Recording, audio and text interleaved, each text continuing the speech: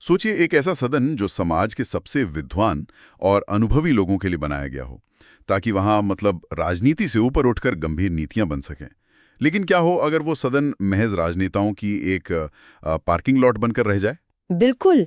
और ये parking lot वाला तंज 2022 में मनीष तिवारी ने कसा था, जो आज बहुत प्रासंगिक लगता है। हाँ, और आज के इस गहन विश्लेषण में हम हालिया दस्तावेजों के आधार पर इसी बात की पड़ताल करेंगे। मेरा मतलब है आम आदमी पार्टी के राज्यसभा सांसदों के दल बदल की, और देखेंगे कि कैसे ये 2019 के टीडीपी संकट की एकदम हूबहू याद दिलाता है। देखिए, इस पूरे विवाद के केंद्र में दल बदल कानून है, मतलब एंटी डिफेक्शन लॉ। आमतौर पर अगर कोई सांसद अपनी पार्टी से बगावत करता है तो उसकी सदस्यता रद्द हो जाती है।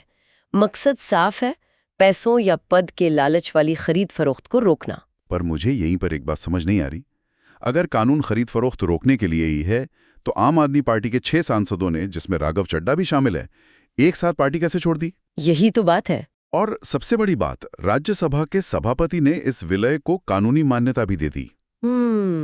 ये कैसे संभव है? यहीं पर कानून का एक बड़ा लूप होल यानी बचाव का रास्ता काम आता है। कानून कहता है कि अगर पार्टी के 2/3 सांसद एक साथ अलग होते हैं तो उसे दल बदल नहीं बल्कि वैचारिक विभाजन माना जाएगा। अच्छा, मतलब अगर 1-2 लोग जाएं तो स्वार्थ, लेकिन भीड़ जाए तो वैचारिक मतभेद। हाँ बिल्कुल, इसके पीछे की सोच यही है कि अगर एक बड़ा समूह जा रहा है तो शायद पार्टी की विचारधारा में ही कोई बुनियादी मतभेद आ गया है। और इसी नियम के तहत चूंकि आम आदमी पार्टी के 6 सांसदों ने एक साथ पाला बदला, तो उन पर यह कानून लागू ही नहीं हुआ। तो ये एक तरह से थोक में दल बदल करने का कानूनी रास्ता हो गया। आम जनता अक्सर सोच सकती है कि राज्यसभा में क्या हो रहा है, इससे उसे क्या फर्क पड़ता है। पर फर्क पड़ता है। बिल्कुल, क्योंकि हमारे रोजमर्रा के जीवन को प्रभावित करने वाला हर कानून इसी सदन से होकर गुजरता है। अगर वहां इस तरह के राजनीतिक दांव-पेच चलेंगे तो उसका सीधा असर हम सब पर पड़ेगा। सही बात है। और यही दांव-पेच हमें 2019 के टीडीपी राजनीतिक संकट की याद दिलाते हैं। उस वक्त आम चुनाव से ठीक पहले चंद्रबाबू नायडू की पार्टी के 6 में से 4 राज्यसभा सांसद बीजेपी में शामिल हो गए थे। वो 6 में से 4 सांसद? हाँ, YS Chowdary, TG Venkatesh, CM Ramesh और मोहन राव। और उन्होंने ठीक इसी 2/3 बहुमत वाले नियम का इस्तेमाल किया था। मतलब तरीका पुराना ही है। 2019 में चंद्रबाबू नायडू अपनी पार्टी को टूटने से नहीं बचा पाए थे, और अब अरविंद केजरीवाल भी दल बदल कानून के तहत इन सांसदों की सदस्यता रद्द करवाने में नाकाम रहे। बिल्कुल, क्योंकि जब उच्च सदन की बात आती है ना, तो राजनीतिक दल अक्सर उम्मीदवारों का चयन करते समय उन मूल पैमानों को भूल जाते हैं जिनके लिए राज्यसभा की परिकल्पना की गई थी। हाँ, राजनीतिक समीकरण हावी हो जाते हैं। एकदम सही। और जब अन्य समीकरण हावी होते हैं तो वो बाद में ऐसी ही बगावत का रूप ले लेते हैं। इसी बगावत से जुड़ा एक बहुत ही दिलचस्प पहलू है जो राघव चड्ढा से जुड़ा है। दस्तावेजों के मुताबिक 5 अगस्त 2022 को राज्यसभा पहुंचने के महज 3 महीने बाद ही खुद राघव चड्ढा ने दल बदल कानून को और सख्त बनाने के लिए एक प्राइवेट मेंबर बिल पेश किया था। जी हाँ, ये बहुत ही रोचक बात है। पर एक मिनट, कोई भी आम बिल और इस प्राइवेट मेंबर बिल में बुनियादी फर्क क्या होता है? प्राइवेट मेंबर बिल वो बिल होता है जिसे कोई मंत्री नहीं बल्कि एक आम सांसद पेश करता है। संसद में ऐसे बिलों का पास होना लगभग नामुमकिन होता है। तो फिर इसे पेश क्यों करते हैं? इनका मुख्य उद्देश्य बस किसी गंभीर मुद्दे पर सरकार और देश का ध्यान खींचना या एक राजनीतिक संदेश देना होता है। राघव चड्ढा के उस बिल का संदेश यही था कि मौजूदा दल बदल कानून बहुत कमजोर है। अरे वाह!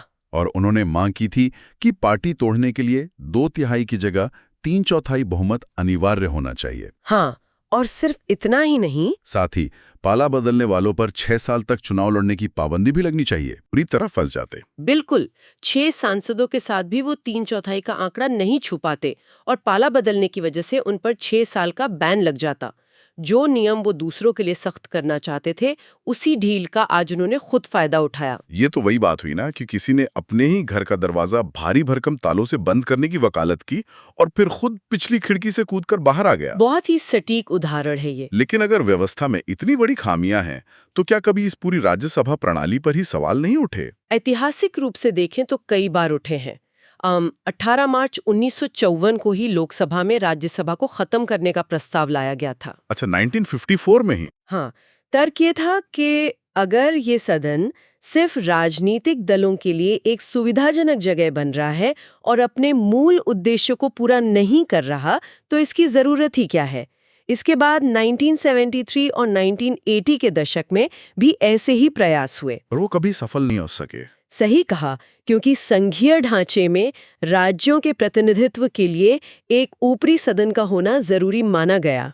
देखिए, लोकसभा सांसदों को पता होता है कि अगले चुनाव में जनता उनसे सीधा सवाल करेगी, उन्हें अपने काम का हिसाब देना होगा। लेकिन राज्यसभा की संरचना ऐसी है कि वहां जनता सीधे वोट नहीं डालती, वो सिर्फ मूक दर्शक बनी रहती है।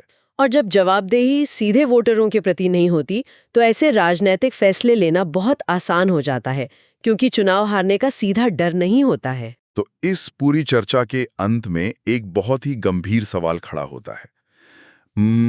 अगर राज्यसभा वाकई कुछ खास लोगों का समूह न रहकर महज नेताओं के लिए एक पार्किंग लॉट बन गया है, तो क्या इस तरह के दल बदल को रोकने के लिए राज्यसभा के चुनाव भी लोकसभा की तरह सीधे जनता द्वारा कराए जाने चाहिए? ये वाकई सोचने वाली बात है। क्या जनता के सीधे हस्तक्षेप के बिना इस सदन की गरिमा को वापस लाया जा सकता है? ये एक ऐसा सवाल है जिस पर हम सबको गहराई से सोचना चाहिए।